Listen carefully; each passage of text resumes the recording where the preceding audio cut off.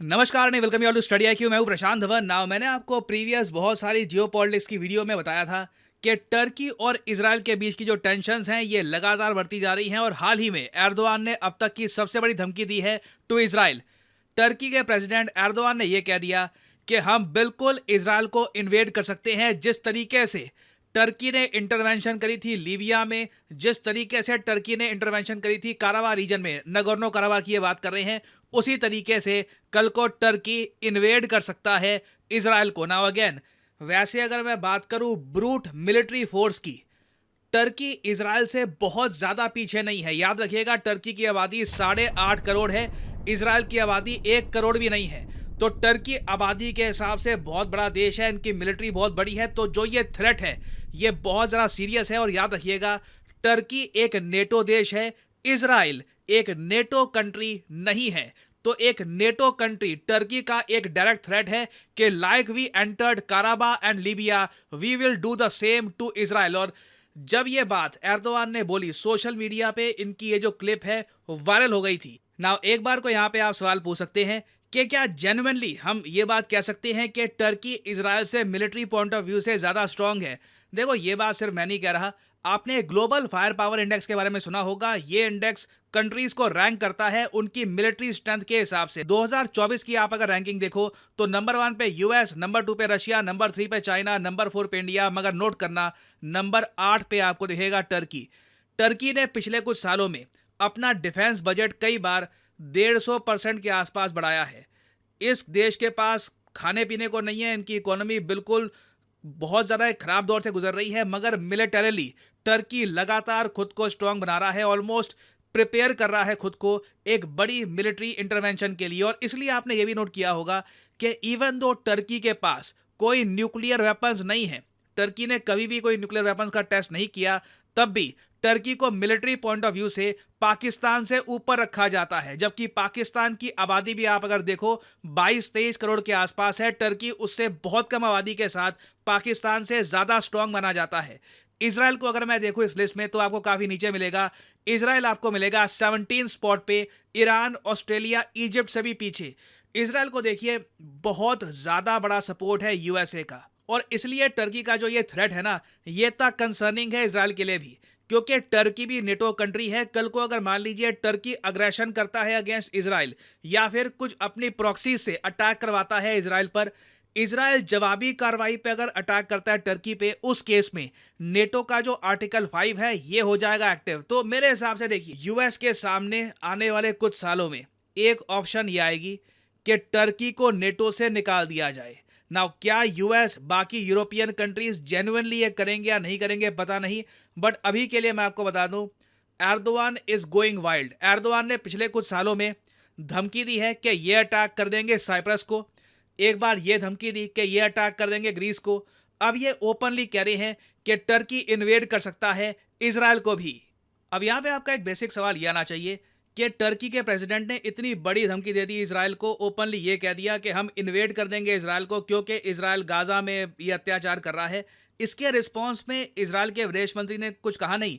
देखो, इजराइल के विदेश मंत्री ने बहुत बड़ी स्टेटमेंट दी है। इन्होंने ओपनली ये कह दिया कि एर्दोआन को भूलना नहीं चाहिए कि सद्दाम हुसैन के साथ क्या हुआ था, एक ऐसा तानाशाह जिसने इजराइल पे अटैक किया था, इवेंचुअली किस तरीके से उसके कंट्री को अटैक किया गया और फिर इवेंचुअली उसको मारा भी गया। और आप अगर सद्दाम हुसैन के बारे में नहीं जानते तो मैं आपको ये बता दूं, सद्दाम हुसैन इराक का एक तानाशाह था और 1991 में इराक ने बहुत सारे मिसाइल से अटैक किया था ऑन इजराइल। 2 इजरायली सिविलियंस की मौत भी हुई थी। और उस वक्त सरप्राइजिंगली मैं आपको बता दूं, इजराइल ने वापस मुड़ के अटैक नहीं किया था। इजराइल ने कहा कि हम आपको बाद में लॉन्ग टर्म में जवाब देंगे, और लॉन्ग टर्म में जवाब इराक को मिला भी।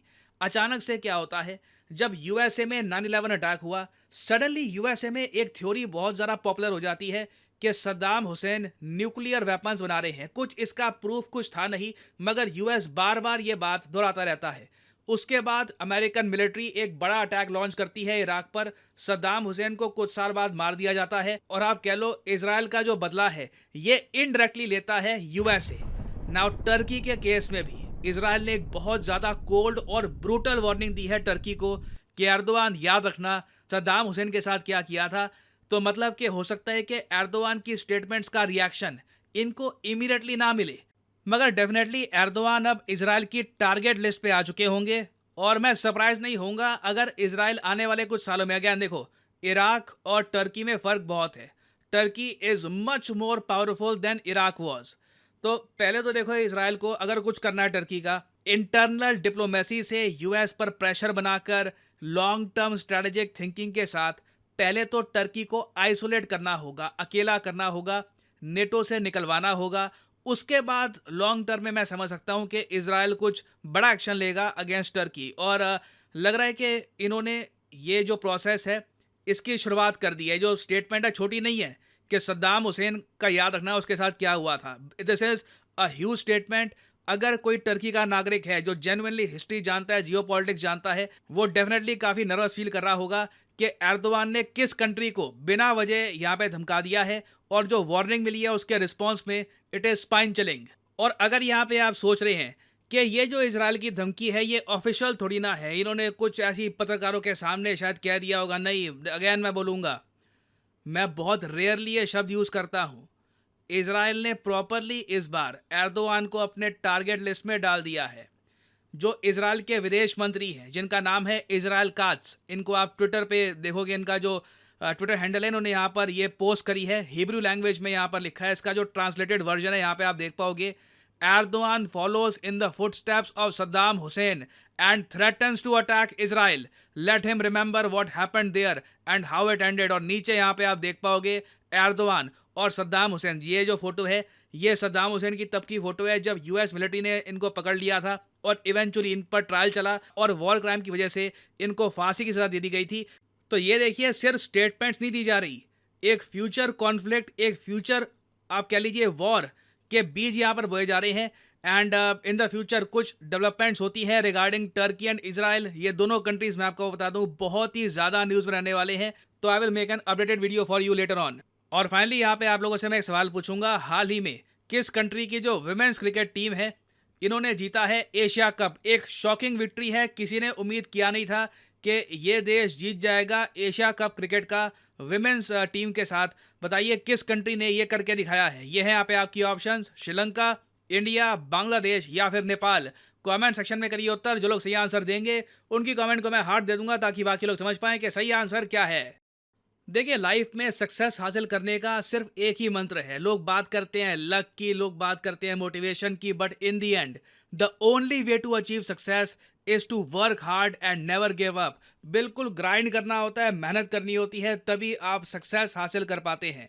और इस डिफिकल्ट जर्नी में स्टडी आईक्यू आपके साथ है। देखिए, अब से लेकर 31 जुलाई तक आपके पास एक विंडो ऑफ अपॉर्चुनिटी है।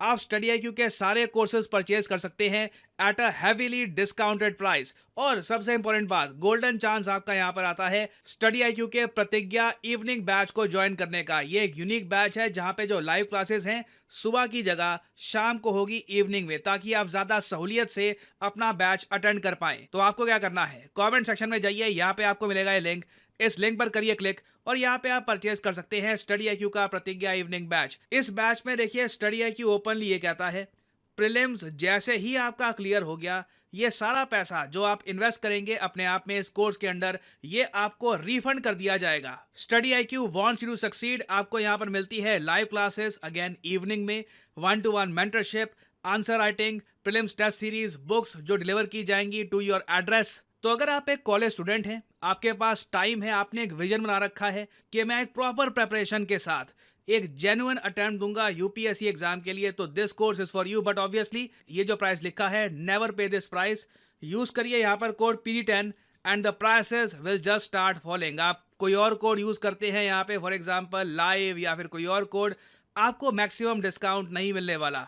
Use the code PD10 to get the maximum discount possible. याद रखिएगा, दुनिया में एक मिस्ड अपॉर्चुनिटी से ज़्यादा महंगी कोई चीज़ नहीं होती है। And this is your golden opportunity to properly start your UPSC preparation with Study IQ's Pratigya batch. ये एक नया बैच है, तो मतलब के सारे chapters from the beginning start किए जा रहे हैं। सारे subjects, polity, history, geography, everything is being taught from the beginning. तो ये सही टाइम है इस बैच को ज्वाइन करने का। So use the code PD10 and save money. इसी नोट के साथ ये है वीडियो का अंत। Thank you for listening and as always may the gods watch over you.